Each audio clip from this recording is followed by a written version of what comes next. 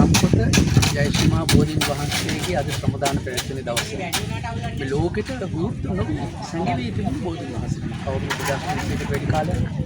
බලන් පස්සේ වෙනම පහම් මණ්ඩප ඉදිරිනවා ඒ වගේම තමයි මාළුව සැකසෙනවා බෝධිමහා අපේ වෙනුවෙන් විවිධ සිමෙන්ති ගල් වැලි පූජා කරලා තියෙනවා ශ්‍රමදාන වලට එනවා හිතා ගන්න බෑනේ ආනුභාවය 18 වෙනිදා අපි බණ්ඩාරවල සංකේත ස්වාමීන් වහන්සේ වන්දනාවක් කරනවා වන්දනාවෙන් පස්සේ අපිට